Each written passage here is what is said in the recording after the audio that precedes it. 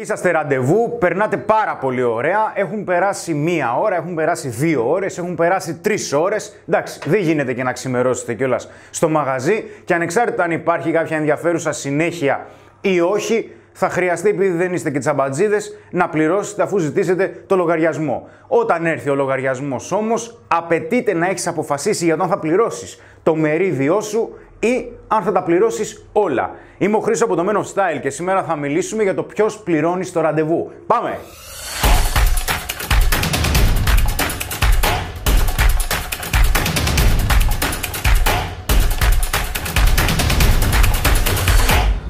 Αρχικά να ξεκαθαρίσουμε το εξής. Υπάρχει μεγάλη διαφορά στο ποιος πληρώνει με το αν είναι πρώτο το ραντεβού ή αν έχουμε κάποια συνέχεια ή αν βρισκόμαστε σε κάποια σχέση. Πάμε να δούμε τώρα τι γίνεται στο πρώτο ραντεβού που είναι και το πιο εύκολο.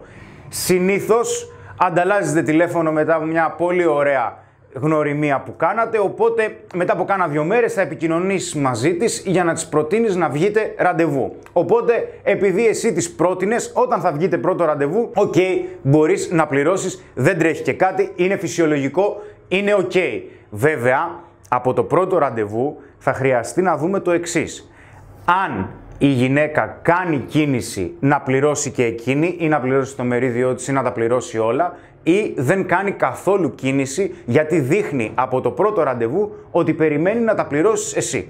Οπότε θα χρειαστεί να δούμε τι συμβαίνει και στο δεύτερο ραντεβού. Αν λοιπόν βγείτε και δεύτερο ραντεβού και δεις ότι και η γυναίκα για άλλη μια φορά δεν κάνει κίνηση, αυτή τη φορά να κεράσει εκείνη ή έστω να πληρώσει το μερίδιό της, τότε αρχίζουν τα πράγματα και γίνονται λίγο περίεργα. Αρχίζει και θολώνει το τοπίο. Με ποιο τρόπο? Πάμε να το δούμε. Πρώτα απ' όλα, δεν έχει να κάνει με το χρήμα.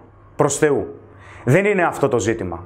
Όταν όμως κάποιος περιμένει ή απαιτεί, το οποίο, να σου πω την προσωπική μου εμπειρία, είναι σπάνιο, δεν συμβαίνει ποτέ να απαιτήσει κάποιος, αλλά να περιμένει να πληρώνεις εσύ διαρκώς στα ραντεβού, είναι σαν να δηλώνει ότι ο χρόνος του είναι σημαντικότερος από τον δικό σου και ότι η παρουσία του θα χρειαστεί με κάποιον τρόπο να εξαγοράζεται γιατί έχει μεγαλύτερη αξία από τη δική σου παρουσία. Είναι σαν να δηλώνεται εξ αρχής και να γίνεται μια άγραφη συμφωνία ότι η σχέση δεν είναι ίση. Γι' αυτό και θα χρειαστεί να παρατηρούμε τι γίνεται σε αυτές τις δυναμικές, ειδικότερα στο ξεκίνημα, για να μπορούμε και εμείς, αν χρειαστεί, να θέσουμε τα δικά μας όρια. Τι σημαίνει αυτό? Όπως για παράδειγμα λέμε πάρα πολύ συχνά ότι όταν είσαι στο μπαρ και δεν έχεις γνωρίσει ακόμα τη γυναίκα, μην την κεράσεις και πας μετά. Έχουμε δει πάρα πολλές περιπτώσεις ανθρώπων, αντρών, οι οποίοι κερνάνε και όχι μόνο πηγαίνουν, αλλά σε κάποιες χειρότερες περιπτώσεις δεν πάνε καν. Γιατί λέμε ότι το κέρασμα είναι σαν να εξαγοράζεις τον χρόνο του άλλου. Είναι σαν να εξαγοράζεις κάποια λεπτά γιατί ο άλλος δεν μπορεί να σε απορρίψει από την αρχή επειδή τον έχεις κεράσει. Βέβαια, όσο τα ραντεβού αρχίζουν και περνάνε, για να επανέλθω στο θέμα μας, έχεις κάνει το πρώτο ραντεβού, έχεις κάνει το δεύτερο ραντεβού, έχεις κάνει το τρίτο ραντεβού και βλέπεις ότι και η γυναίκα δεν είναι διατεθειμένη να δώσει έστω το μερίδιό της, τότε αρχίζουν και σου μπαίνουν ψήλοι στα αυτιά. Για ποιο λόγο? Ο τρόπος σκέψης είναι το σημαντικότερο απ' όλα και για μένα προσωπικά, αλλά είναι και μία άποψη η οποία γενικότερα τη συζητάω με δικούς μου ανθρώπους, έχει να κάνει με τον τρόπο σκέψης. Ο τρόπος σκέψης, και ένας από τους πιο αποτελεσματικούς, ξαναλέω με βάση τη δική μου γνώμη, είναι ότι θα χρειαστεί να αντιμετωπίσεις τη γυναίκα όπως αντιμετωπίζεις έναν δικό σου άνθρωπο, έναν πολύ ποιοτικό δικό σου άνθρωπο. Με τους καλύτερους σου φίλους ή με τους δικούς σου ανθρώπους, δεν μετράς πόσες φορές πλήρωσες και πόσες φορές δεν πλήρωσες. Δηλαδή, τώρα, σήμερα πλήρωσα εγώ.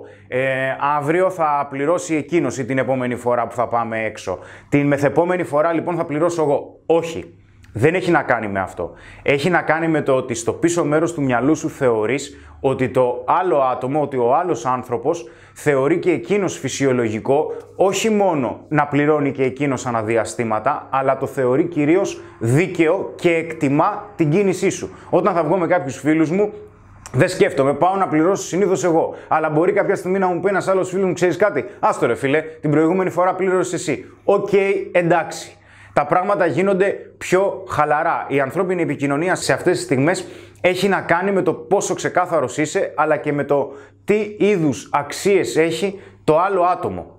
Εδώ πέρα έχει να κάνει με μια μαγική λέξη Και η λέξη αυτή είναι η συνεισφορά. Κατά πόσο η γυναίκα θέλει να συνεισφέρει, κατά πόσο η γυναίκα είναι διατεθειμένη να συνεισφέρει σε αυτό το είδος επαφής, σε αυτό το είδος σχέσης που έχετε. Γιατί, όπως καταλαβαίνεις βέβαια, υπάρχει και ο ανθρώπινος παράγοντας, γιατί άλλο θέλω να συνεισφέρω και άλλο μπορώ να συνεισφέρω.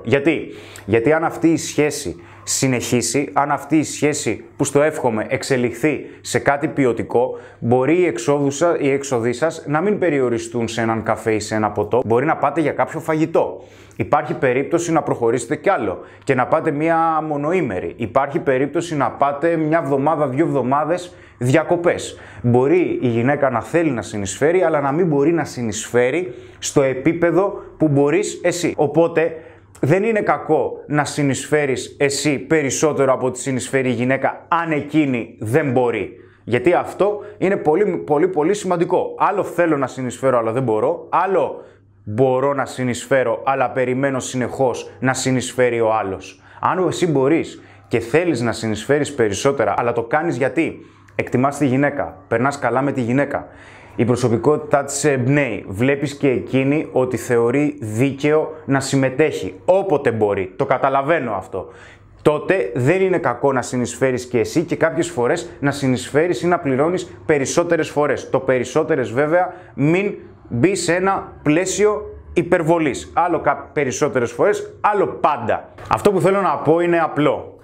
Αν θέλεις να συνεισφέρεις περισσότερο επειδή μπορείς και επειδή η γυναίκα δεν μπορεί, αλλά ταυτόχρονα βλέπεις ότι και εκείνη θεωρεί δίκαιη τη δική της συνεισφορά, τότε κάντο, αλλά κάντο επειδή γουστάρεις. Αν όμως βλέπεις ότι θέλεις να προσφέρεις περισσότερα εσύ, αν θέλεις να πληρώνεις περισσότερες φορές ή και πάντα εσύ, επειδή φοβάσαι ότι αν δεν το κάνεις υπάρχει η πιθανότητα να χάσεις τη γυναίκα, τότε θα χρειαστεί να αξιολογήσεις ολόκληρη την επαφή και τη σχέση. Βέβαια, μην ξεχάσεις σε αυτή τη φάση να κάνεις subscribe στο κανάλι μας, γιατί είναι πάρα πολύ σημαντικό, και για άλλη μια φορά να σε ευχαριστήσω για τα σχόλιά σου. Είναι πάρα πολύ θετικά, γουστάρουμε απίστευτα που τα διαβάζουμε και ήμουν ο Χρήστος από το Men of Style και σήμερα μιλήσαμε για το ποιος πληρώνει στο ραντεβού. Να σε καλά!